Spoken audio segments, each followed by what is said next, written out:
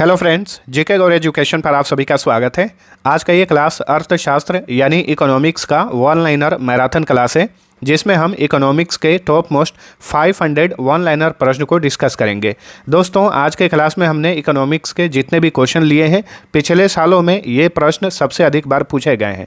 तो आप किसी भी परीक्षा की तैयारी करते हैं तो आज का ये क्लास बहुत ही ध्यान से देखिएगा, एक भी क्वेश्चन मिस नहीं करिए। इसका पीडीएफ भी अवेलेबल है, पीडीएफ का लिंक इसी वीडियो के डिस्क्रिप्शन में मिल जाएगा, आप वहां से चेक कर सकते हैं। इसके अलावा और भी सब्जेक्ट्स के जीके जीएस के मास्टर पीडीएफ अवेलेबल है। परीक्षा नज़दीक हो तो रिवीजन करने के लिए ये सबसे बेस्ट पीडीएफ है, तो सबका लिंक डिस्क्रिप्शन में दिया हुआ है। तो अब चलिए बिना देर के हुए शुरू करते हैं। आज का हमारा पहला क्वेश्चन, अर्थशास्त्र का जनक किसे कहा जाता है? एडम स्मिथ को कहा जाता है, और इन्होंने इकोनॉमिक्स से रिलेटेड एक पुस्तक भी लिखी है, ये भी पूछा जाता है, तो याद रखिए। द वेल्थ ऑफ नेशंस पुस्तक के लेखक कौन है?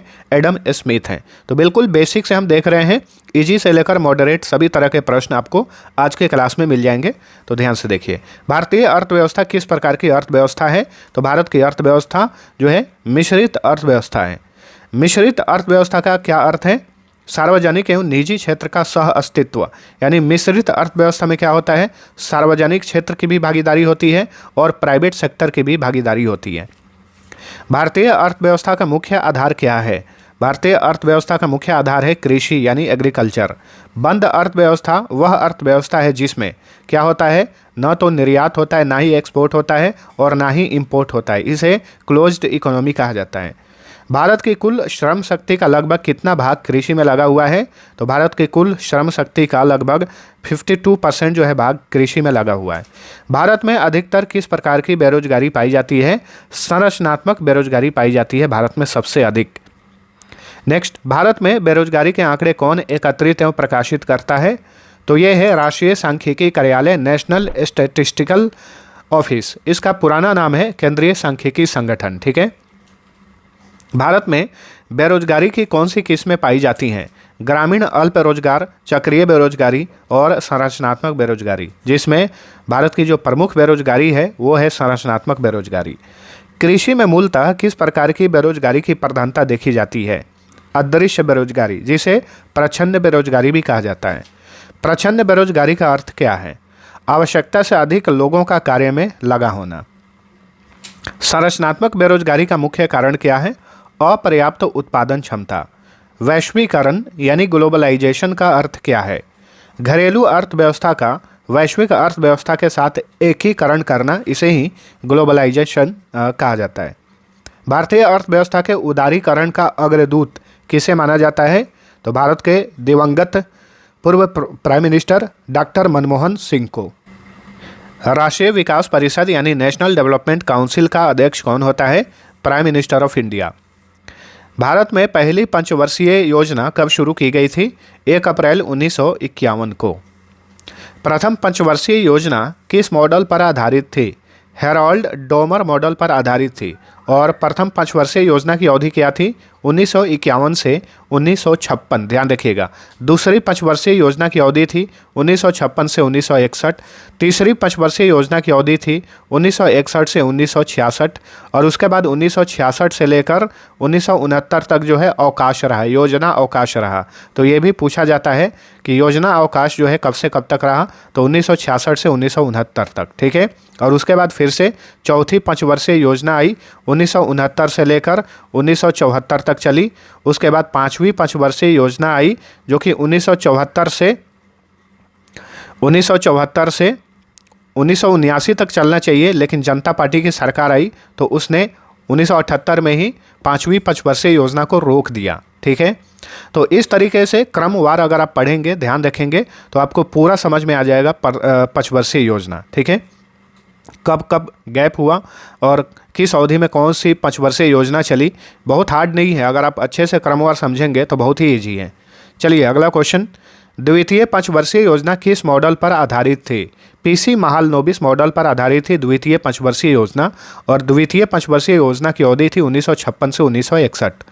भारत में औद्योगिकीकरण की प्रक्रिया किस पंचवर्षीय योजना से प्रारंभ की गई? द्वितीय पंचवर्षीय योजना से। ठीक है। गरीबी हटाओ का नारा किस पंचवर्षीय योजना के दौरान दिया गया था? 5वीं पंचवर्षीय योजना के दौरान गरीबी हटाओ का नारा दिया गया था और ये योजना चली 1974 से 1978 तक।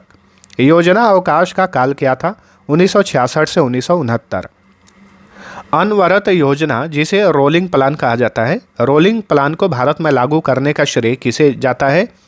डी.टी. लकड़ावाला को जाता है। भारत में रोलिंग प्लान को लागू करने का श्रेय दिया जाता है डी.टी. लकड़ावाला को। लेकिन ध्यान रखिएगा, रोलिंग प्लान की अवधारणा किसने दी थी? गुन्नार मिडल ने दी थी। तो कंफ्यूज नहीं होना है यहाँ पर। किस पंचवर्षीय योजना के दौरान भारत ने मिश्रित अर्थव्यवस्था चुनी? द्वितीय पंचवर्षीय योजना के दौरान। नीति आयोग का गठन कब किया गया? 1 जनवरी 2015 को योजना आयोग के स्थान पर नीति आयोग का गठन किया गया था। ये भारत सरकार का एक प्रमुख थिंक टैंक है। ठीक है। नीति आयोग का मुख्यालय कहाँ पर स्थित है? नई दिल्ली में स्थित है। भारत का सबसे बड़ा कमर्शियल बैंक कौन सा है? भारतीय स्टेट बैंक। ठीक है। यहाँ कमर्शियल बैंक पूछा है, ना कि प्राइवेट बैंक। अगर पूछे कि भारत का सबसे बड़ा प्राइवेट बैंक कौन सा है तो HDFC बैंक है, लेकिन भारत का सबसे बड़ा कमर्शियल बैंक कौन सा है? SBI। भारतीय रिजर्व बैंक, जो कि भारत का केंद्रीय बैंक होता है, बैंकों का बैंक कहा जाता है इसे, भारतीय रिजर्व बैंक को, RBI को। ठीक है। तो RBI की स्थापना कब हुई? 1 अप्रैल 1935 को। RBI का नेशनलाइजेशन कब किया गया? 1949 में। भारत में कागजी नोट जारी करने का पूर्ण अधिकार किसके पास है? तो रिजर्व बैंक ऑफ इंडिया के पास है। 1 रुपये के नोट पर किसके हस्ताक्षर होते हैं? वित्त सचिव के, फाइनेंस सेक्रेटरी ऑफ इंडिया के। भारत में मुद्रास्फीति मापी जाती है तो थोक मूल्य सूचकांक द्वारा, यानी होलसेल प्राइस इंडेक्स द्वारा ही भारत में मुद्रास्फीति इन्फ्लेशन मापी जाती है। भारत में सर्वप्रथम बैंकों का राष्ट्रीयकरण कब किया गया था?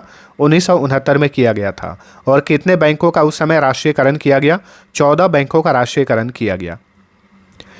द्वितीय बार बैंकों का राष्ट्रीयकरण कब हुआ? द्वितीय बार बैंकों का राष्ट्रीयकरण हुआ था 1980 में, 6 बैंकों का। ठीक है। दलाल स्ट्रीट कहाँ पर स्थित है? मुंबई में स्थित है दलाल स्ट्रीट। ठीक है। दलाल स्ट्रीट जो कि भारत का जो बाज़ार है, सेंसेक्स बाज़ार है, उससे रिलेटेड है ये, ध्यान रखिए। भारत का सबसे पुराना स्टॉक एक्सचेंज कौन सा है? Bombay stock exchange. ठीक है। BSE, जिसकी स्थापना 1875 में हुई थी। BSE यानी बॉम्बे स्टॉक एक्सचेंज सूचकांक क्या कहलाता है? सेंसेक्स। निफ्टी किस स्टॉक एक्सचेंज का सूचकांक है? नेशनल स्टॉक एक्सचेंज का सूचकांक है, इसे निफ्टी कहा जाता है। बॉम्बे स्टॉक एक्सचेंज का जो सूचकांक है उसे सेंसेक्स कहा जाता है। भारत में वैट कब लागू हुआ था? वैट यानी वैल्यू एडेड टैक्स 1 अप्रैल 2005 को। भारत में GST कब लागू हुआ? गुड्स एंड सर्विसेज टैक्स 1 जुलाई 2017 को। GST किस प्रकार का टैक्स है? अप्रत्यक्ष टैक्स है, इनडायरेक्ट टैक्स। भारत में इनकम टैक्स कौन लगाता है? भारत सरकार द्वारा, केंद्र सरकार द्वारा। केंद्र सरकार के बजट के चालू खाते में व्यय की सबसे बड़ी मद क्या है? ब्याज भुगतान। भारत का वित्तीय वर्ष प्रारंभ होता है कब से? 1 अप्रैल से। 1 अप्रैल से लेकर 31 मार्च तक। ध्यान रखिएगा, भारत में वित्तीय वर्ष की ये अवधि है 1 अप्रैल से 31 मार्च। बजट एक लेख पत्र है किसका? सरकार की राजकोषीय नीति का। शून्य आधारित बजट का क्या अर्थ होता है? हर बार नए सिरे से बजट तैयार करना, इसे शून्य आधारित बजट कहा जाता है। भारत में शून्य आधारित बजट सर्वप्रथम किसने पेश किया था? तो भारत के दिवंगत पूर्व प्रधानमंत्री राजीव गांधी ने। राजकोषीय घाटा का क्या अर्थ होता है? बजटीय घाटे का योग और सरकार का बाजार ऋण तथा दायित्व। संपदा कर यानी वेल्थ टैक्स भारत में पहली बार कब लागू हुआ था? 1957 में। संशोधित मूल्य वर्धित कर यानी मोड वैट का संबंध किससे है? उत्पाद शुल्क से है। भारत में राष्ट्रीय आय की गणना किसके द्वारा की जाती है? तो केंद्रीय सांख्यिकी संगठन, जिसका नया नाम है राष्ट्रीय सांख्यिकी कार्यालय। तो ध्यान रखिएगा, भारत में राष्ट्रीय आय की गणना की जाती है राष्ट्रीय सांख्यिकी कार्यालय के द्वारा। भारत की राष्ट्रीय आय का मुख्य स्रोत क्या है? सेवा क्षेत्र यानी सर्विस सेक्टर। किस देश की आर्थिक वृद्धि का सर्वाधिक उपयुक्त माप क्या है? किसी देश की आर्थिक वृद्धि का सर्वाधिक उपयुक्त माप क्या है? तो ये है GDP यानी सकल घरेलू उत्पाद। GDP का फुल फॉर्म होता है ग्रॉस डोमेस्टिक प्रोडक्ट। शुद्ध घरेलू उत्पाद यानी नेशनल डोमेस्टिक प्रोडक्ट कैसे प्राप्त किया जाता है? तो GDP में से मूल्य ह्रास घटाकर जो है एनडीपी प्राप्त किया जाता है, यानी शुद्ध घरेलू उत्पाद। प्रति व्यक्ति आय निकालने के लिए राष्ट्रीय आय को भाग दिया जाता है, किससे? देश की कुल जनसंख्या से। ध्यान रखिएगा, राष्ट्रीय आय को जब भी देश की कुल जनसंख्या से भाग दिया जाता है तो प्रति व्यक्ति आय निकलता है। भारत में सबसे पहले राष्ट्रीय आय का अनुमान किसने लगाया था? दादा भाई नौरोजी ने। द ड्रेन ऑफ वेल्थ यानी धन का निष्कासन सिद्धांत किसने दिया? दादा भाई नौरोजी ने। भारत में राष्ट्रीय आय में किस क्षेत्र का योगदान सबसे कम है? प्राथमिक क्षेत्र का योगदान सबसे कम है। प्राथमिक क्षेत्र में ही कृषि आता है। जैसे जैसे अर्थव्यवस्था विकसित होती है राष्ट्रीय आय में तृतीयक क्षेत्र का अंश बढ़ता जाता है। ठीक है। हिंदू वृद्धि दर किससे संबंधित है? तो राष्ट्रीय आय से संबंधित है। भारत में खाद्यान्न का सर्वाधिक उत्पादन करने वाला राज्य कौन सा है? उत्तर प्रदेश। भारत में हरित क्रांति का जनक किसे माना जाता है? एम.एस. स्वामीनाथन को। विश्व में हरित क्रांति का जनक किसे माना जाता है? नॉर्मन बोरलॉग को। ऑपरेशन फ्लड का संबंध किससे है? दुग्ध उत्पादन से। भारत में श्वेत क्रांति के जनक कौन कहे जाते हैं? डॉक्टर वर्गीज कुरियन को श्वेत क्रांति का जनक कहा जाता है। गुलाबी क्रांति किससे संबंधित है? झींगा और प्याज उत्पादन से। गोल क्रांति यानी राउंड रेवोल्यूशन का संबंध किसके उत्पादन से है? आलू। नीली क्रांति का संबंध किससे है? मछली उत्पादन। पीली क्रांति का संबंध किससे है? तिलहन उत्पादन। भारत में सबसे अधिक कॉफ़ी का उत्पादन करने वाला राज्य कौन सा है? कर्नाटक। भारत में चाय का सबसे बड़ा उत्पादक राज्य कौन है? असम। मसाला उत्पादन में भारत का अग्रणी राज्य कौन सा है? तो यह है केरल। भारत में श्वेत सोना किसे कहा जाता है? यानी वाइट गोल्ड, कपास को। राष्ट्रीय कृषि एवं ग्रामीण विकास बैंक की स्थापना कब हुई थी? 12 जुलाई 1982 को। ठीक है। नाबार्ड का मुख्यालय कहाँ पर है? मुंबई में है। किसान क्रेडिट कार्ड योजना किस वर्ष शुरू किया गया था? 1998 में। भारत में न्यूनतम समर्थन मूल्य यानी मिनिमम सपोर्ट प्राइस की घोषणा कौन करता है? कृषि लागत एवं मूल्य आयोग।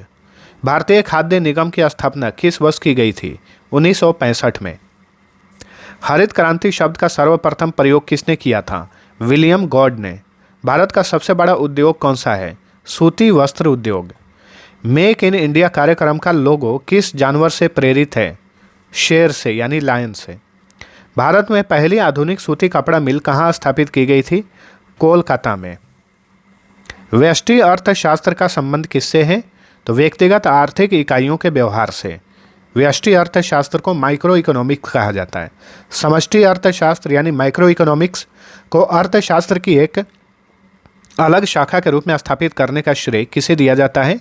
जॉन मेनार्ड किन्स को। विश्व की सबसे बड़ी अर्थव्यवस्था वाला देश कौन सा है? संयुक्त राज्य अमेरिका। भारत में इस्पात कारखानों का लौह पुरुष किसे कहा जाता है? जमशेदजी टाटा को। वैसे भारत का लौह पुरुष किसे कहा जाता है? सरदार वल्लभ भाई पटेल को। ठीक है। लेकिन इस्पात कारखानों का लौह पुरुष कहा जाता है जमशेदजी टाटा को। 1955 में भिलाई इस्पात संयंत्र किस देश के सहयोग से स्थापित किया गया था? रूस के सहयोग से। तत्काल में उस समय सोवियत संघ कहा जाता था। ठीक है।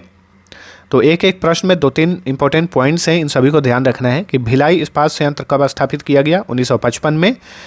ये कहाँ पर है? छत्तीसगढ़ में है। किस देश के सहयोग से? तो रूस के सहयोग से। 1959 में राउरकेला इस्पात संयंत्र की स्थापना किसके सहयोग से हुई? पश्चिमी जर्मनी के सहयोग से। और राउरकेला इस्पात संयंत्र जो है उड़ीसा में है। 1959 में दुर्गापुर इस्पात संयंत्र जो कि पश्चिम बंगाल में है किसके सहयोग से स्थापित किया गया था? ब्रिटेन के सहयोग से। 1964 में बोकारो स्टील प्लांट जो कि झारखंड में है किस देश के सहयोग से स्थापित किया गया था? रूस के सहयोग से। लघु उद्योग के लिए भारत की सर्वोच्च संस्था कौन सी है? तो ये सिडबी है। ठीक है। भारतीय औद्योगिक वित्त निगम की स्थापना कब की गई थी? 1948 में। भारत में सबसे बड़ा निजी क्षेत्र का बैंक कौन सा है? HDFC bank. नरसिम्हन समिति। ठीक है। नरसिम्हम होगा, नरसिम्हम। ठीक है। नरसिम्हम समिति या नरसिम्हम भी कहीं कहीं लिखा जाता है। 1991 और 1998 2 बार यह समिति गठित की गई थी। इसका संबंध किससे है? तो बैंकिंग सुधार और बैंकिंग संरचना में सुधार से। तो ध्यान दीजिएगा, नरसिम्हन समिति जो 1991 में गठित किया गया था ये बैंकिंग सुधार से रिलेटेड था, और जो 1998 में गठित किया गया ये बैंकिंग संरचना में सुधार से संबंधित था। भारतीय मुद्रा रुपये का नया प्रतीक चिन्ह किसने डिजाइन किया? उदय कुमार धर्मलिंगम ने। ठीक है, रुपए का ये जो प्रतीक चिन्ह है किसने डिजाइन किया? उदय कुमार धर्मलिंगम ने। भारत में सिक्के ढालने का अधिकार किसके पास है? भारत सरकार के पास। भारत में नोट जारी करने की कौन सी प्रणाली अपनाई जाती है? न्यूनतम आरक्षित प्रणाली। बैंकरों का बैंक किसे कहा जाता है? भारतीय रिजर्व बैंक को। वर्तमान में भारत में कुल कितने सार्वजनिक क्षेत्र के बैंक हैं? 12। आरबीआई अपनी मौद्रिक नीति में ब्याज दरें कम करता है तो बाजार में तरलता पर क्या प्रभाव पड़ेगा? तरलता जो है बढ़ेगी। ठीक है, यानी कैश फ्लो क्या होगा? बढ़ेगा। मौद्रिक नीति मॉनेटरी पॉलिसी का निर्धारण भारत में कौन करता है? Reserve bank of India. Repo rate यानी रेपो दर वह दर है जिस पर, यानी रेपो रेट क्या है? तो आरबीआई व्यापारिक बैंकों को कर्ज देता है जिस दर पर, उसे रेपो रेट कहा जाता है, रेपो दर कहा जाता है। ठीक है, तो ध्यान रखिएगा, रेपो रेट में वृद्धि से बैंकिंग प्रणाली में तरलता यानी नकदी प्रवाह कम हो जाती है। जाहिर सी बात है कि रेपो रेट जब ही बढ़ेगा तो ब्याज दर बढ़ेगा। अब ब्याज दर बढ़ेगा तो मार्केट में कैश फ्लो जो है कम हो जाएगा। रिवर्स रेपो रेट क्या है? तो यह वह ब्याज दर है जिस पर आरबीआई व्यावसायिक बैंकों से अल्पकालिक समय के लिए पैसा उधार लेता है या अपने पास जमा रखता है। इसे रिवर्स रेपो रेट कहा जाता है। और रिवर्स रेपो रेट यानी आरआरआर में वृद्धि से भी बाजार में तरलता घटती है। बुल और बियर शब्द किससे संबंधित है? शेयर बाजार से। सेबी की स्थापना कब हुई थी? सेबी यानी भारतीय प्रतिभूति और विनिमय board, securities and exchange board of India. स्थापना 1988 में हुई लेकिन वैधानिक दर्जा दिया गया 1992 में। भारत में प्रथम म्यूचुअल फंड कौन सा था? US 64। भारतीय यूनिट ट्रस्ट की स्थापना कब हुई थी? 1964 में। बीमा नियामक एवं विकास प्राधिकरण का मुख्यालय कहाँ पर है? हैदराबाद में। भारत में प्रत्यक्ष कर का सबसे अच्छा उदाहरण कौन सा है? इनकम टैक्स जो है ये डायरेक्ट टैक्स का सबसे बेस्ट उदाहरण है। निगम कर यानी कॉरपोरेट टैक्स किस पर लगाया जाता है? कंपनियों की शुद्ध आय पर। भारत में सेवा कर यानी सर्विस टैक्स किस वर्ष शुरू किया गया? 1994-95 में। भारत में सबसे बड़ा टैक्स आय का स्रोत क्या है? तो जीएसटी और निगम कर। इसमें सबसे बड़ा टैक्स का आय का स्रोत जो है कॉरपोरेट टैक्स है, निगम कर है। ये पहले पायदान पर है, ध्यान रखिएगा। उसके बाद जीएसटी का स्थान आता है, जीएसटी दूसरे स्थान पर है। 16वें वित्त आयोग की अध्यक्षता किसने की? अरविंद पनगड़िया ने। वित्त आयोग का गठन संविधान के किस अनुच्छेद के तहत किया जाता है? अनुच्छेद 280 के तहत। भारत में केंद्र और राज्यों के बीच राजस्व का बंटवारा कौन करता है? वित्त आयोग। राजकोषीय नीति कौन तैयार करता है? वित्त मंत्रालय। भारत में पहला बजट किसने पेश किया था? जेम्स विल्सन ने पेश किया था 1860 में।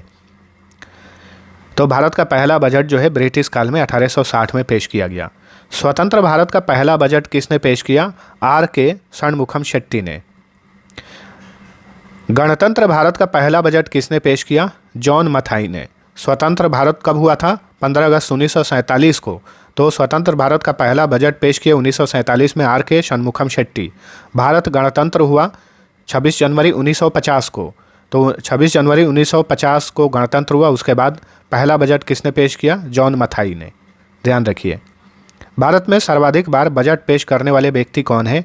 मोरारजी देसाई हैं, उन्होंने 10 बार बजट पेश किया था। स्टैगफ्लेशन क्या है? तो मंदी के साथ मुद्रास्फीति को स्टैगफ्लेशन कहा जाता है। अवमूल्यन यानी डीवैल्यूएशन का अर्थ क्या है?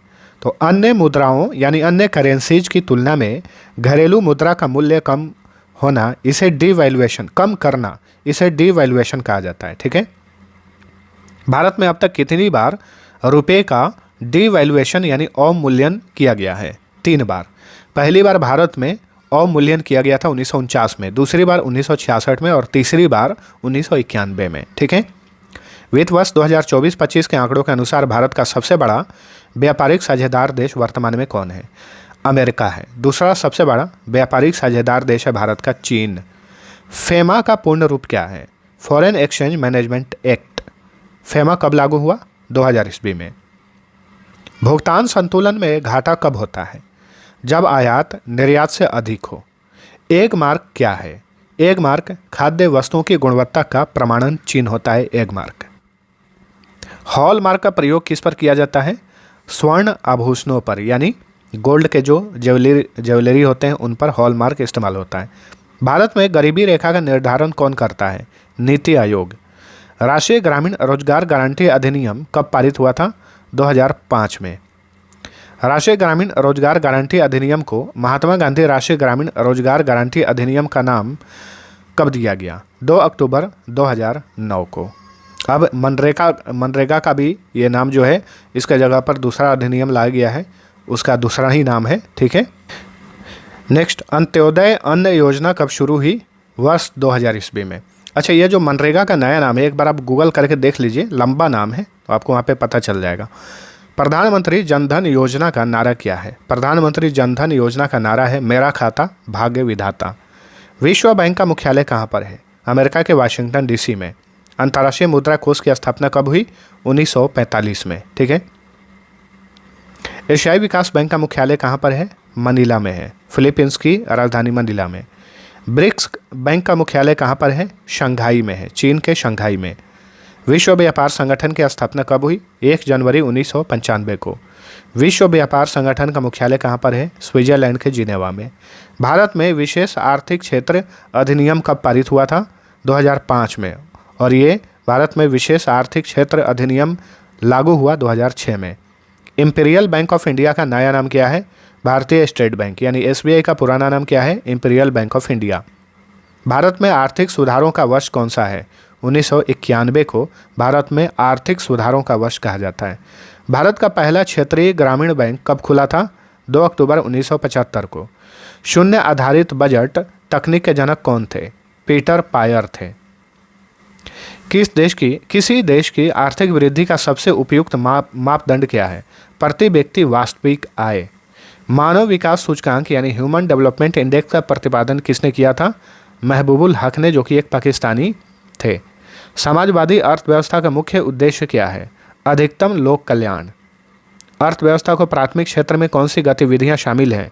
कृषि, वानिकी, मत्स्य पालन और खनन। अर्थव्यवस्था के द्वितीय क्षेत्र का संबंध किससे है? विनिर्माण, निर्माण और उद्योग से। अदृश्य हाथ यानी इनविजिबल हैंड की अवधारणा किसने दी थी? एडम स्मिथ ने। भारत में राष्ट्रीय आय का सर्वाधिक योगदान किस क्षेत्र का है? सेवा क्षेत्र का। तृतीय क्षेत्र में रखा गया है सेवा क्षेत्र को। लॉरेंज वक्र क्या दर्शाता है? किसी देश में आय या धन के वितरण को ये दर्शाता है लॉरेंज वक्र। ठीक है। गिनी गुणांक का मान 1 होने का क्या अर्थ होता है? पूर्ण असमानता। भारत में गरीबी का दुष्चक्र की अवधारणा किसने दी थी? रेगनर नक्से ने। योजना आयोग की स्थापना कब हुई थी? 15 मार्च 1950 को। बाद में 1 जनवरी 2015 को योजना आयोग के स्थान पर नीति आयोग का गठन किया गया। पंचवर्षीय योजनाओं को अंतिम स्वीकृति कौन प्रदान करता था? राष्ट्रीय विकास परिषद। पंचवर्षीय योजना जो है अब रुक गया है। 12वीं पंचवर्षीय योजना जिसकी अवधि थी 2012 से 2017, उसके बाद ही पंचवर्षीय योजनाओं को रोक दिया गया। ठीक है। 7वीं पंचवर्षीय योजना का मुख्य नारा क्या था? भोजन, काम और उत्पादकता। खाद्य एवं ग्रामोद्योग आयोग की स्थापना किस पंचवर्षीय योजना के तहत हुई थी? दूसरी पंचवर्षीय योजना के तहत। और दूसरी पंचवर्षीय योजना की अवधि क्या थी? 1956 से 1961। भारत में रोलिंग प्लान किस सरकार द्वारा लाया गया था? जनता पार्टी के द्वारा। ठीक है। जनता पार्टी 1978 में जो है रोलिंग प्लान लाई और 1980 तक ये चला। फिर 1980 में कांग्रेस की सरकार बनी तो रोलिंग प्लान को रोक दिया गया। फिर से पंचवर्षीय योजना को शुरू किया गया। नीति आयोग में नीति का पूर्ण रूप क्या है? National institution for transforming India. NITI Aayog का अध्यक्ष होता है प्राइम मिनिस्टर ऑफ इंडिया, याद रखिए। मेक इन इंडिया पहल की शुरुआत कब हुई थी? 25 सितंबर 2014 को। भारत का प्रथम स्मार्ट सिटी कौन सा है? भुवनेश्वर। भारत में मिड डे मील योजना कब शुरू हुई थी? 15 अगस्त 1995 को। राष्ट्रीय ग्रामीण स्वास्थ्य मिशन किस वर्ष शुरू हुआ? 2005 में। प्रधानमंत्री उज्ज्वला योजना का संबंध किससे है? मुफ्त एलपीजी कनेक्शन वितरण से। सुकन्या समृद्धि योजना कब शुरू की गई थी? 22 जनवरी 2015 को।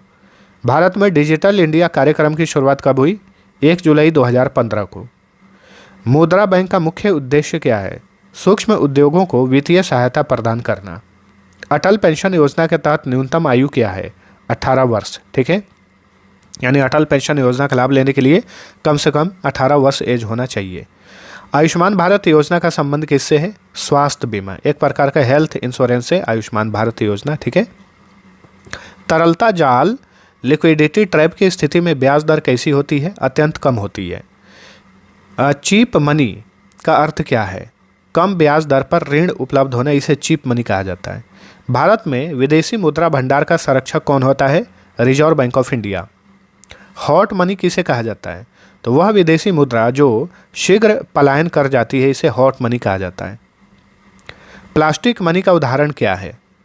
क्रेडिट कार्ड और डेबिट कार्ड को प्लास्टिक मनी कहा जाता है। किसी देश के नागरिकों द्वारा एक वित्तीय वर्ष में उत्पादित अंतिम वस्तुओं और सेवाओं के कुल मौद्रिक मूल्य को क्या कहते हैं?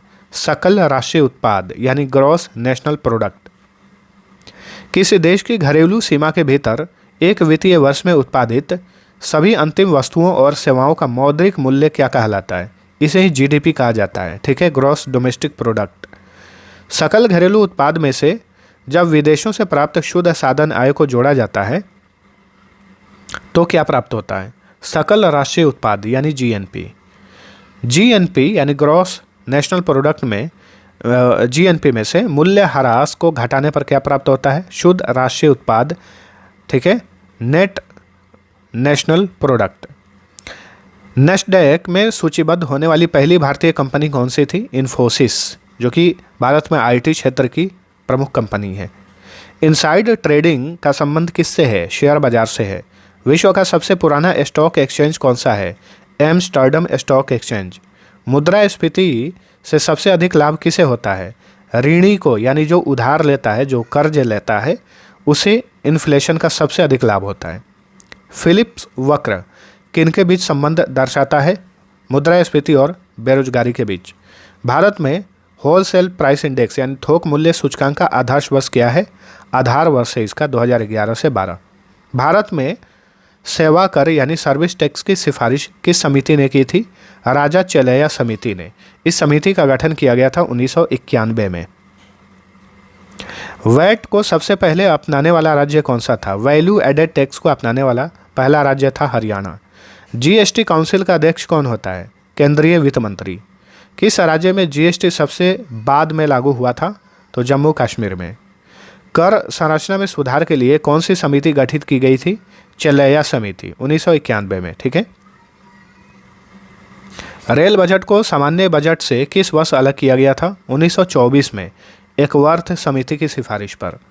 रेल बजट को सामान्य बजट में पुनः कब मिला दिया गया? 2017 में। भारत में जेंडर बजट की शुरुआत कब हुई थी? 2005-06 में। स्वतंत्र भारत का पहला पूर्णकालिक बजट किसने पेश किया था? जॉन मथाई ने। भारत में राजकोषीय उत्तरदायित्व एवं बजट प्रबंधन अधिनियम कब पारित हुआ था? 2003 में। भारत सरकार की आय का सबसे बड़ा स्रोत क्या है?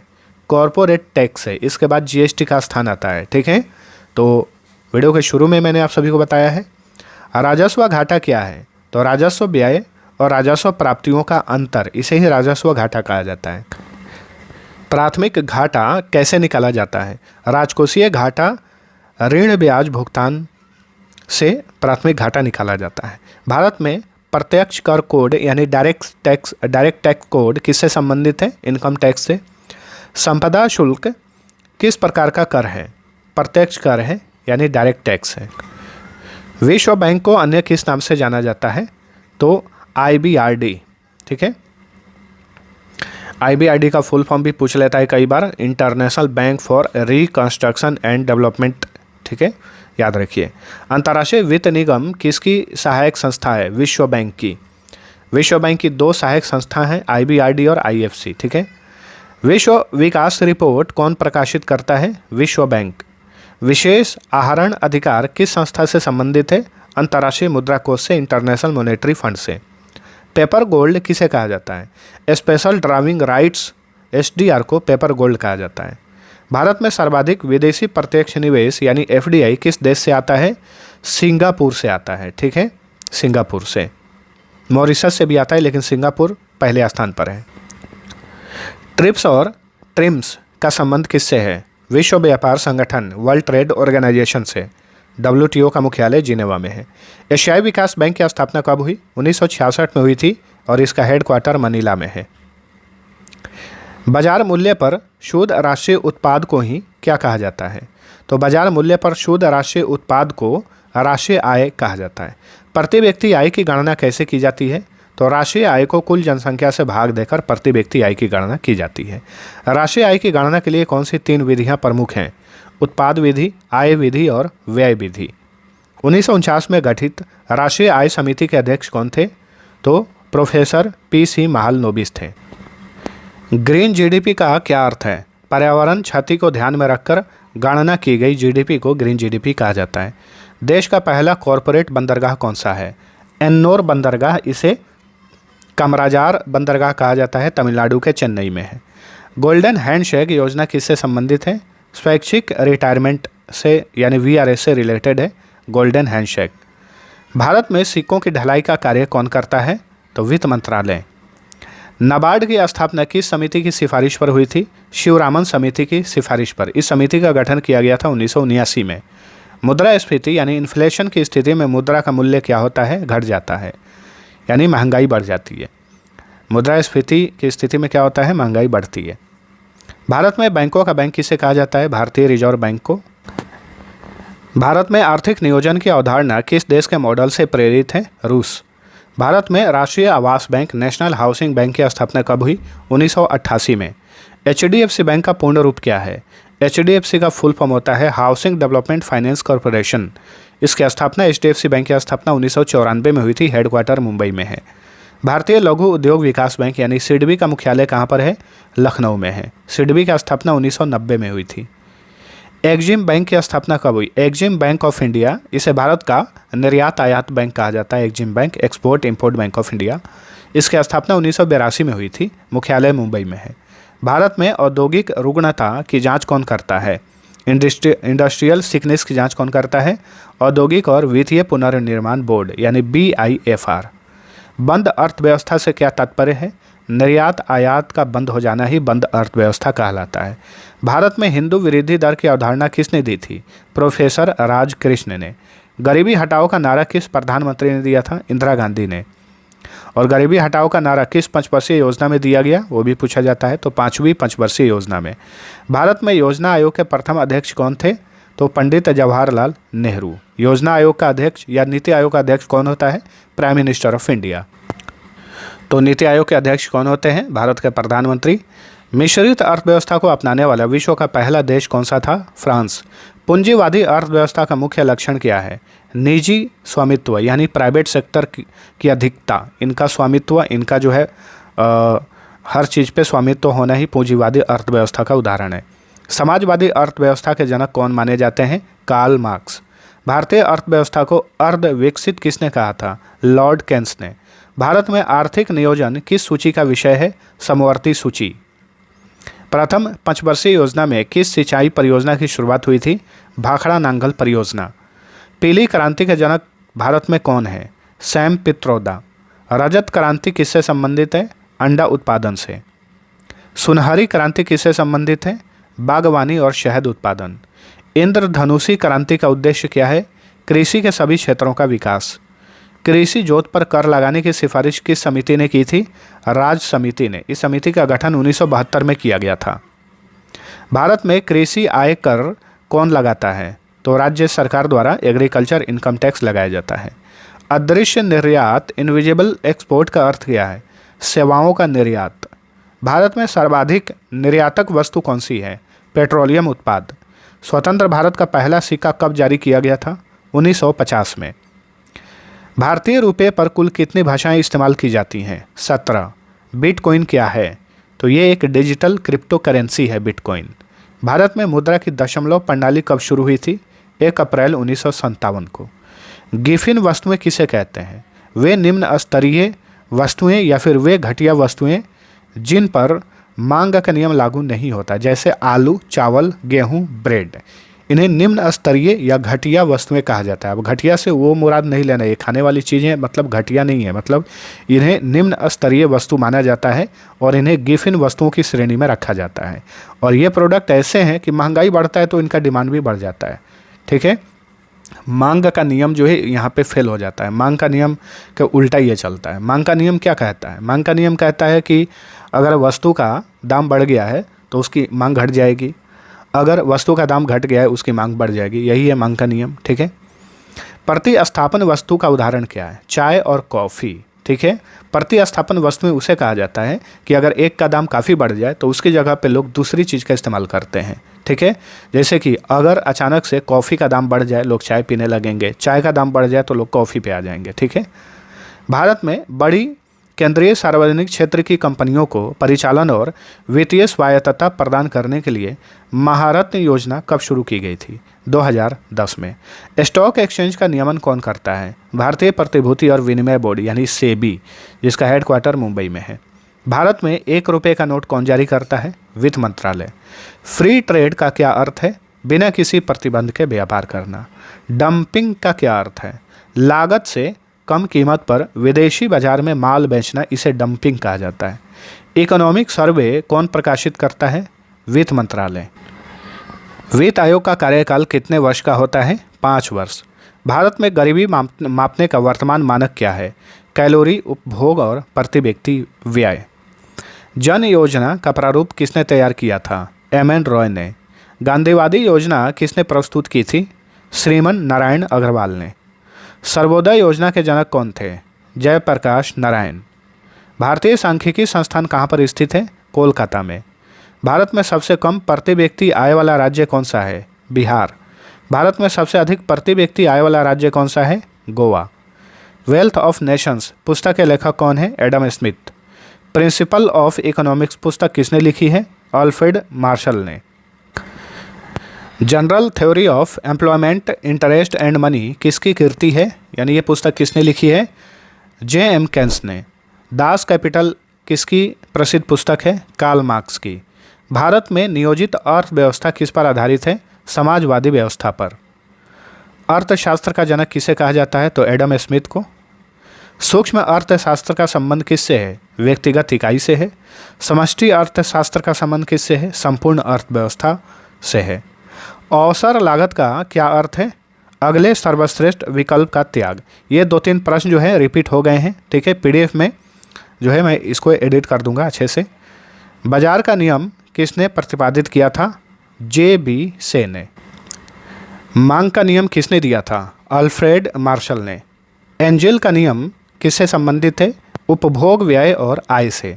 मुद्रा वह है जो मुद्रा का कार्य करे, यह किसने कहा था? वोकर ने। बुरी मुद्रा अच्छी मुद्रा को चलन से बाहर कर देती है, यह किसका नियम है? ग्रेशम का नियम। विमुद्रीकरण यानी डीमोनेटाइजेशन का मुख्य उद्देश्य क्या होता है? काला धन समाप्त करना। भारत में अंतिम बार विमुद्रीकरण यानी डीमोनेटाइजेशन कब हुआ था? 2016 में हुआ था, 8 नवंबर 2016 को। सार्वजनिक क्षेत्र के बैंकों में सबसे अधिक शाखाएं किस बैंक की हैं? स्टेट बैंक की। नाबार्ड किन बैंकों को पुनर्वित्त प्रदान करता है? सहकारी और ग्रामीण बैंकों को वित्त देता है, वित्तीय सहायता करता है नाबार्ड। ठीक है। लिमिटेड कंपनी का क्या अर्थ है? शेयर धारकों का दायित्व उनकी पूंजी तक सीमित होना। भारत में म्यूचुअल फंड को कौन नियंत्रित करता है? सेबी।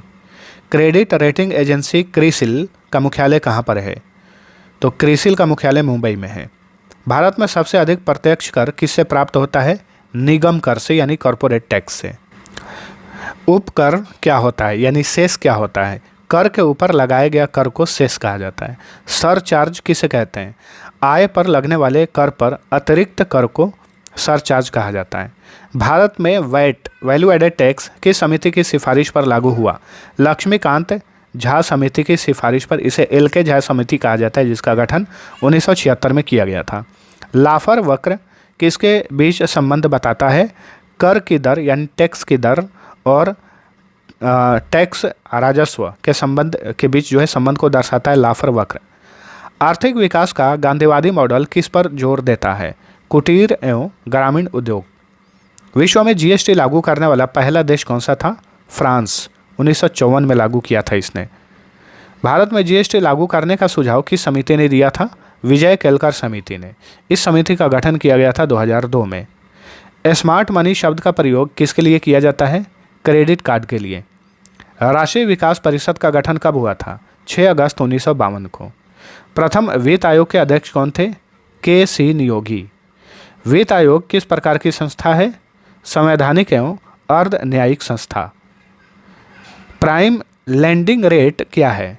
वह न्यूनतम दर जिस पर बैंक अपने विश्वसनीय ग्राहकों को ऋण देते हैं, इसे ही प्राइम लेंडिंग रेट कहा जाता है।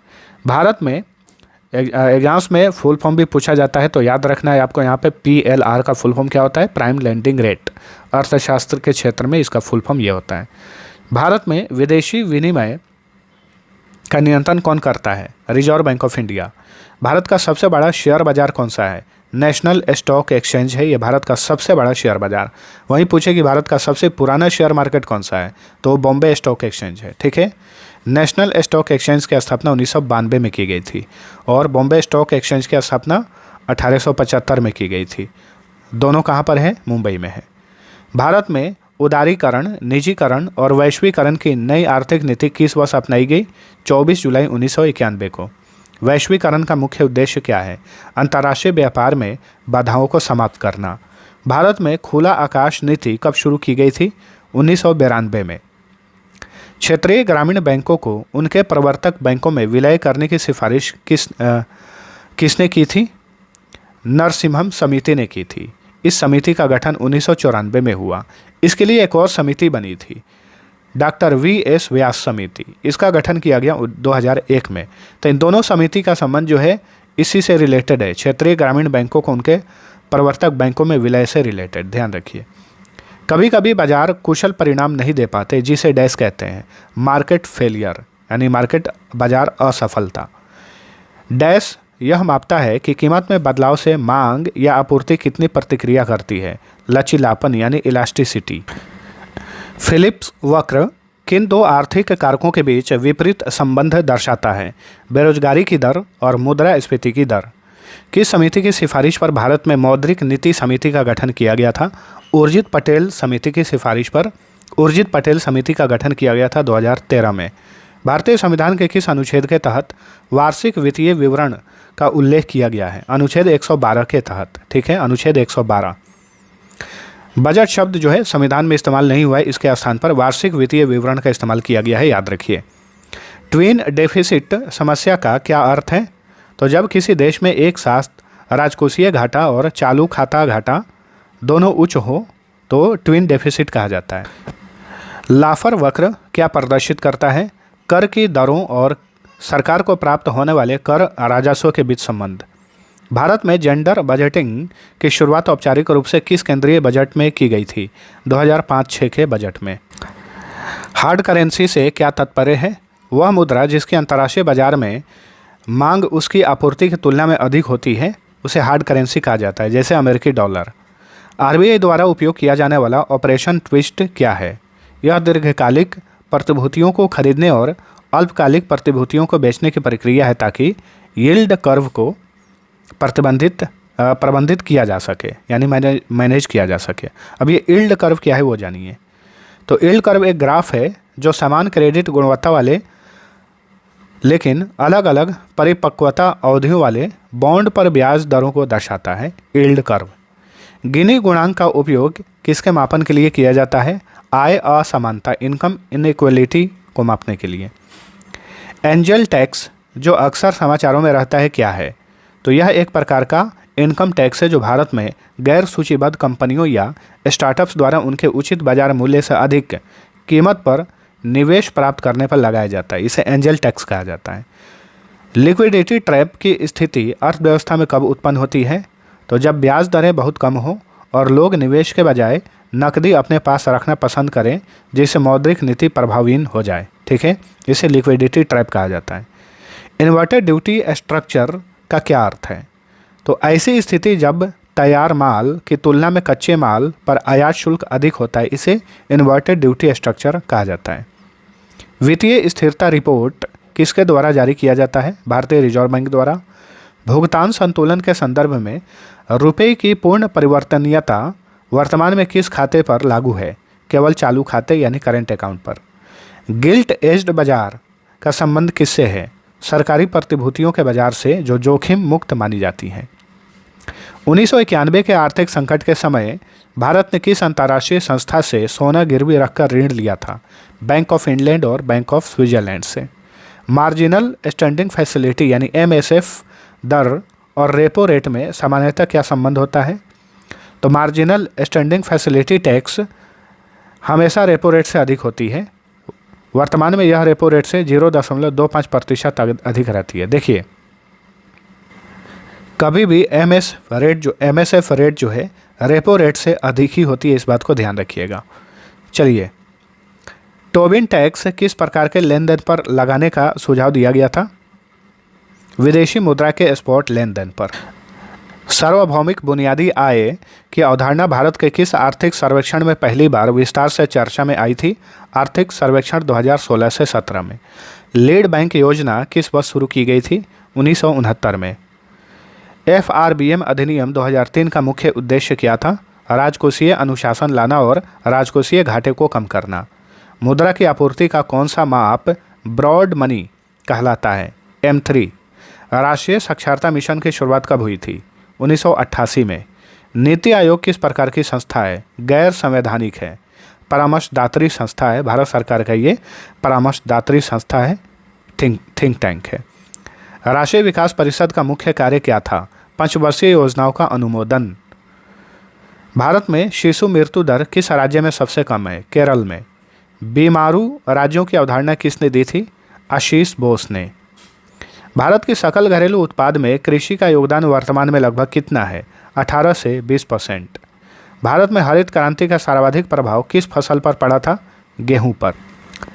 पीली क्रांति किससे संबंधित है? ये हम देख चुके हैं, तिलहन से। भूरी क्रांति किससे संबंधित है? उर्वरक यानी फर्टिलाइजर उत्पादन और चमड़ा से। काली क्रांति का संबंध किससे है? पेट्रोलियम उत्पादन से है। बादामी क्रांति किससे संबंधित है? मसाला उत्पादन। विश्व में दुग्ध उत्पादन में भारत का स्थान कौन सा है? पहला। भारत में सबसे अधिक फल उत्पादक राज्य कौन सा है? आंध्र प्रदेश। राष्ट्रीय कृषि बीमा योजना कब लागू की गई थी? 1999 से 2000 ईस्वी में। काम के बदले अनाज कार्यक्रम कब शुरू हुआ था? 1977 से 78 में। ट्राइसेम योजना का मुख्य उद्देश्य क्या था? ग्रामीण युवाओं को स्वरोजगार हेतु प्रशिक्षण प्रदान करना।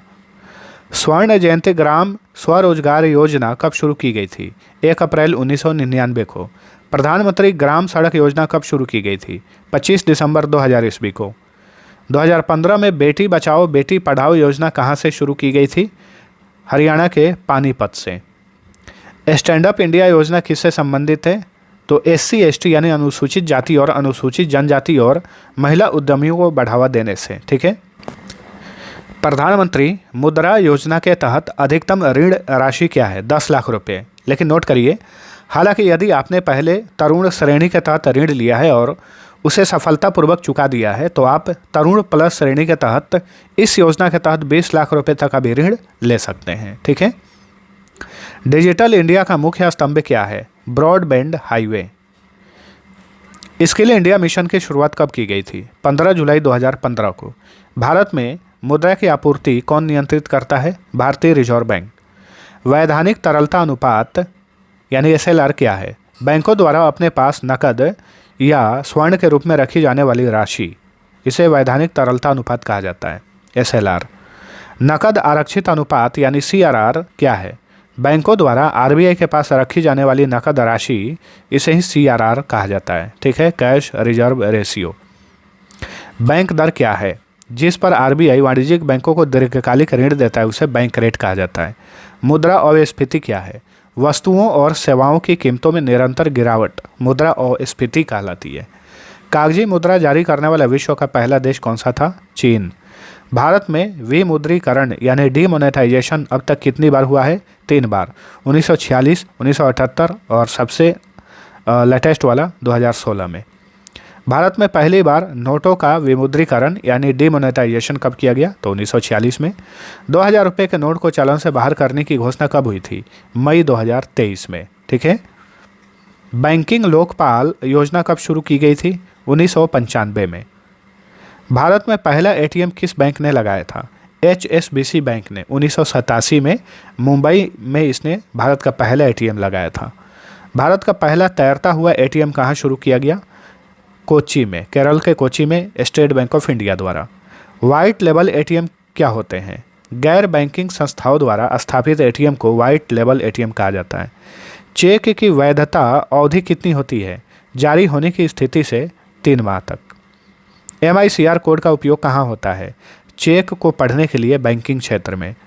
IFSC कोड में कुल कितने अंक या अक्षर होते हैं? 11। भारत में शेयर बाजार का मुख्य नियामक कौन है? सेबी। सेबी यानी securities and exchange board of India. Bharatiya Jeevan बीमा निगम LIC की स्थापना कब हुई थी? 1 सितंबर 1956 को। निफ्टी 50 किसका सूचकांक है? नेशनल स्टॉक एक्सचेंज का। डॉ जोन्स किस देश का शेयर सूचकांक है? अमेरिका का, यानी न्यूयॉर्क में स्थित है ये डॉ जोन्स, ध्यान रखिए। निक्की कहाँ का शेयर सूचकांक है? टोक्यो का, जापान के टोक्यो। विशेष आहरण अधिकार को और किस नाम से जाना जाता है? Paper gold. GST नेटवर्क क्या है? GST के लिए IT इंफ्रास्ट्रक्चर प्रदान करने वाली संस्था है GST network. Input tax credit यानी ITC का संबंध किससे है? GST से। केंद्र सरकार का सबसे बड़ा प्रत्यक्ष कर कौन सा है? निगम कर, कॉर्पोरेट टैक्स, ये हम लगभग 2-3 बार देख लिए। पूंजीगत लाभ कर किस पर लगता है? संपत्तियों की बिक्री पर होने वाले लाभ पर। भारत में उपहार कर यानी गिफ्ट टैक्स को कब समाप्त किया गया था? 1998 में। केलकर टास्क फोर्स का संबंध किससे है? भारत में प्रत्यक्ष और अप्रत्यक्ष कर सुधारों से है। ठीक है, केलकर टास्क फोर्स बोलिए, केलकर समिति बोलिए, एक ही बात। राजकोषीय नीति का उपकरण क्या है? कराधान, सार्वजनिक व्यय और ऋण। बजट में राजस्व प्राप्तियों का अर्थ क्या है? ऐसी आय जिससे सरकार पर कोई देयता पैदा ना हो, यानी देने के लिए कोई बाध्यता पैदा ना हो। विनिवेश का क्या अर्थ है? सार्वजनिक उपक्रमों में सरकारी हिस्सेदारी बेचना, इसे विनिवेश कहा जाता है। दीपम विभाग का कार्य क्या है? विनिवेश का प्रबंधन करना। भारत में आर्थिक नियोजन का ब्लूप्रिंट बॉम्बे प्लान कब आया था? 1944 में। क्राउडिंग आउट प्रभाव का क्या अर्थ है? जब सरकारी व्यय में वृद्धि के कारण बाजार में ब्याज दरें बढ़ जाती हैं, जिससे निजी निवेश में कमी आ जाती है, इसे क्राउडिंग आउट प्रभाव कहा जाता है। भारत में श्रम ब्यूरो का मुख्यालय कहाँ पर है? शिमला में है। ठीक है, अब चंडीगढ़ में भी है। भारतीय रिजर्व बैंक द्वारा उपयोग की जाने वाली स्टरलाइजेशन प्रक्रिया का उद्देश्य क्या है? विदेशी मुद्रा भंडार में बदलाव के कारण मुद्रा आपूर्ति पर पड़ने वाले प्रभाव को बेअसर करना। ठीक है, और ऐसा प्रायः सरकारी प्रतिभूतियों को बेचकर किया जाता है। प्रभावी राजस्व घाटा की अवधारणा को किस केंद्रीय बजट में पहली बार पेश किया गया था? 2011-12 के बजट में। केंद्रीय सांख्यिकी संगठन की स्थापना कब हुई थी? 2 मई 1951 को। अब केंद्रीय सांख्यिकी संगठन नहीं है, अब क्या है? NSO है, नेशनल स्टैटिस्टिकल ऑफिस, यानी राष्ट्रीय सांख्यिकी कार्यालय। गरीबी रेखा के लिए तेंदुलकर समिति ने क्या आधार माना था? उपभोग व्यय को आधार माना था। तो तेंदुलकर समिति का संबंध किससे है? गरीबी रेखा से। 2005 में इस समिति का गठन किया गया। गरीबी आकलन के लिए रंगराजन समिति का गठन कब किया गया था? 2012 में। ध्यान रखिए, सार्वजनिक क्षेत्र के उद्यमों में विनिवेश के लिए रंगराजन समिति का गठन 1993 में किया गया।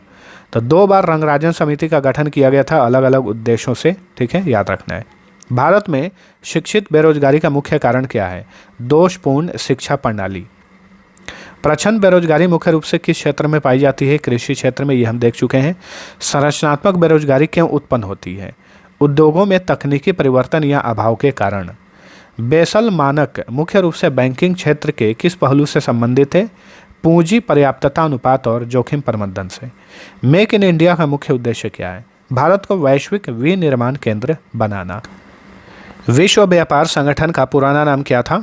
General agreement on tariffs and trade, यानी GATT। Ways and means advances क्या है? RBI द्वारा केंद्र और राज्य सरकारों को उनकी प्राप्तियों और भुगतान में अस्थायी असंतुलन को दूर करने के लिए दिया जाने वाला अल्पकालिक ऋण जो है, इसे वेज एंड मीन्स एडवांसेज कहा जाता है।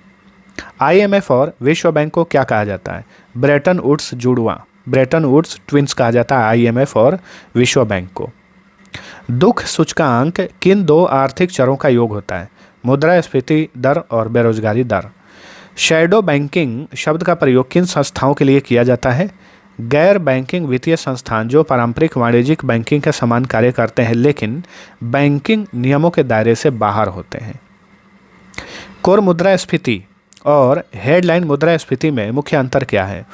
कोर मुद्रास्फीति में खाद्य और ईंधन जैसी अस्थिर कीमतों वाली वस्तुओं को शामिल नहीं किया जाता है। ठीक है। गार यानी जनरल एंटी अवॉइडेंस रूल्स का मुख्य उद्देश्य क्या है? उन टैक्स नियोजन रणनीतियों पर रोक लगाना है जिनका एकमात्र उद्देश्य टैक्स भुगतान से बचना है। क्षेत्रीय ग्रामीण बैंकों में केंद्र सरकार, राज्य सरकार और प्रायोजक बैंक की हिस्सेदारी का अनुपात क्रमशः क्या होता है? तो क्षेत्रीय ग्रामीण बैंकों में केंद्र सरकार का जो हिस्सेदारी होती है 50 और इस अनुपात में राज्य सरकार का 15 और प्रायोजक बैंक की हिस्सेदारी 35। मर्चेंट डिस्काउंट रेट क्या है? वह शुल्क जो एक व्यापारी बैंक को डेबिट या क्रेडिट कार्ड से भुगतान स्वीकार करने के लिए चुकाता है, इसे मर्चेंट डिस्काउंट रेट कहा जाता है। एवरग्रीनिंग ऑफ लोन्स का क्या तात्पर्य है? बैंकों द्वारा किसी डूबते हुए कर्ज को छुपाने के लिए उसी कर्जदार को नया ऋण देना ताकि वह पुराना ब्याज चुका सके। ठीक है। भारत में FDI की अधिकतम सीमा किस क्षेत्र में है? रक्षा, दूरसंचार, कुछ शर्तों के साथ जो है 100%। नेक्स्ट, भारत में मल्टी ब्रांड रिटेल में FDI की सीमा क्या है? 51%। भुगतान संतुलन को ठीक करने का तात्कालिक उपाय क्या है? मुद्रा का अवमूल्यन यानी डिवैल्यूएशन। भारत में विदेशी विनिमय भंडार में क्या शामिल होता है? विदेशी मुद्रा, स्वर्ण और SDR। ट्रिप्स का संबंध किससे है? बौद्धिक संपदा अधिकार से है। भारतीय पेटेंट अधिनियम कब पारित हुआ? 1970 में। कपाट का संबंध किससे है? ग्रामीण कल्याण योजनाओं की सहायता और मूल्यांकन से। भारत में न्यूनतम मजदूरी अधिनियम कब पारित हुआ? 1948 में। बंधुआ मजदूरी उन्मूलन अधिनियम कब बना? 1976 में। कुटीर ज्योति योजना किससे संबंधित है? ग्रामीण क्षेत्रों में गरीबी रेखा से नीचे के परिवारों को बिजली प्रदान करना। ठीक है। प्रधानमंत्री ग्रामोदय योजना का उद्देश्य क्या है? ग्रामीण आधारभूत सुविधाएं, शिक्षा, स्वास्थ्य और पेयजल में सुधार करना। ठीक है। वाल्मीकि अंबेडकर आवास योजना किसके लिए है? झुग्गी झोपड़ी वासियों के लिए। सांसद आदर्श ग्राम योजना कब शुरू की गई थी? 11 अक्टूबर 2014 को। प्रधानमंत्री आवास योजना का लक्ष्य क्या है? सभी के लिए आवास। प्रधानमंत्री फसल बीमा योजना कब शुरू हुई? 2016 में। भारत में थोक मूल्य सूचकांक कौन जारी करता है? वाणिज्य एवं उद्योग मंत्रालय। उपभोक्ता मूल्य सूचकांक किसके द्वारा जारी किया जाता है? कंज्यूमर प्राइस इंडेक्स, तो राष्ट्रीय सांख्यिकी कार्यालय द्वारा। ठीक है। जो कि सांख्यिकी मंत्रालय का अधीन काम करता है ये नेशनल स्टैटिस्टिकल ऑफिस। भारत में आधार वर्ष 2011-12 का उपयोग किसके लिए किया जा रहा है? सकल घरेलू उत्पाद और थोक मूल्य सूचकांक गणना के लिए। ग्रेशम का नियम किससे संबंधित है? मुद्रा के प्रचलन से। मुद्रास्फीति जनित मंदी का लक्षण क्या है? उच्च बेरोजगारी और उच्च मुद्रास्फीति। कठोर मुद्रा क्या है? वह मुद्रा जिसकी मांग आपूर्ति की तुलना में अधिक हो। ठीक है। हार्ड करेंसी कहा जाता है इसे, जैसे अमेरिकी डॉलर, ये हम ऑलरेडी पढ़ चुके हैं। सुलभ मुद्रा क्या है? वह मुद्रा जिसकी आपूर्ति मांग की तुलना में अधिक हो। भारत में बैंकिंग सुधार के लिए कौन सी समिति बनी थी? नरसिम्हा समिति बनी थी 1991 में, ये भी हम देख चुके हैं। बेसल मानक किससे संबंधित है? बैंकिंग क्षेत्र के जोखिम प्रबंधन से। भारत में पहला पूर्णतः भारतीय बैंक कौन सा था? Punjab national bank. Imperial bank का गठन कब हुआ था? 1921 में, जो आगे चलकर SBI बना। भारतीय स्टेट बैंक का मुख्यालय मुंबई में है। भारत में सहकारी बैंकों का ढांचा कैसा है? त्रिस्तरीय है। अग्रणी बैंक योजना कब शुरू की गई थी? 1969 में। 1969 में ही 14 बैंकों का राष्ट्रीयकरण किया गया था। भारत में सूक्ष्म वित्त यानी माइक्रो फाइनेंस के जनक कौन माने जाते हैं? विजय महाजन। भारत के संदर्भ में बात हो रहा है यहाँ पर। ग्रामीण आधारभूत संरचना विकास कोष का प्रबंधन कौन करता है? नाबार्ड। किसान बही योजना उत्तर प्रदेश में कब शुरू की गई थी? 1992 में। भारत में राष्ट्रीय आय का प्रथम वैज्ञानिक आकलन किसने किया था? VKRV राव ने। भारत में राष्ट्रीय आय की गणना के लिए आधार वर्ष क्या है? 2011 से 12। Next, economic history of India पुस्तक किसने लिखी है? R.C. दत्त ने। प्लान्ड इकोनॉमी फॉर इंडिया पुस्तक के लेखक कौन है? M. विश्वेश्वरैया। पूंजीवाद में आर्थिक गतिविधियों का मुख्य प्रेरक क्या होता है? लाभ। मिश्रित अर्थव्यवस्था का विचार सबसे पहले किसने दिया? J.M. केन्स ने। भारत में आर्थिक उदारीकरण की प्रक्रिया कब तेज हुई? 1991 के बाद। सार्वजनिक क्षेत्र का क्या अर्थ है? सरकार के स्वामित्व और नियंत्रण वाले उद्योग। भारत में वित्तीय वर्ष की अवधि क्या है? 1 अप्रैल से 31 मार्च। भारतीय बजट का पिता किसे कहा जाता है? जेम्स विल्सन को। बजट शब्द की उत्पत्ति किस भाषा से हुई है? फ्रेंच के बोगेट शब्द से। संविधान के किस अनुच्छेद में वार्षिक वित्तीय विवरण का उल्लेख है? अनुच्छेद 112, ये भी हम देख चुके हैं। शून्य आधारित बजट का प्रयोग भारत में पहली बार किस विभाग में हुआ? विज्ञान और प्रौद्योगिकी विभाग में। आउटकम बजट भारत में पहली बार कब पेश किया गया? 2005 में। भारत में रेल बजट को सामान्य बजट में किसकी सिफारिश पर मिलाया गया? विवेक देवराय समिति की सिफारिश पर। इस समिति का गठन 2014 में किया गया और रेल बजट को सामान्य बजट में मिला दिया गया 2017 में। कराधान एक उपकरण है किसका? राजकोषीय नीति का। केंद्र राज्य संबंधों की जांच के लिए राजमन्नार समिति को किसके द्वारा नियुक्त किया गया था? तमिलनाडु सरकार के द्वारा। और राजमन्नार समिति का गठन कब हुआ? 1969 में। जीएसटी बिल को मंजूरी देने वाला पहला राज्य कौन था? असम। जीएसटी किस संवैधानिक संशोधन अधिनियम द्वारा लागू किया गया था? 101वें संवैधानिक संशोधन अधिनियम के द्वारा। जीएसटी काउंसिल का मुख्यालय कहाँ पर है? नई दिल्ली में। टैक्स हेवन टैक्स हेवन देश किसे कहते हैं? जहाँ कर की दरें बहुत कम या शून्य होती हैं, टैक्स हेवन देश कहा जाता है। भारत में सर्वाधिक विदेशी ऋण किस रूप में है? तो कमर्शियल बोरोइंग्स यानी वाणिज्यिक उधार के रूप में। विशेष आर्थिक क्षेत्र मॉडल किस देश से लिया गया है? चीन से। एक मार्ग का मुख्यालय कहाँ पर स्थित है? फरीदाबाद में।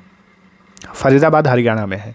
विश्व में हरित क्रांति का सर्वाधिक प्रभाव किस फसल पर पड़ा था? गेहूं और चावल पर।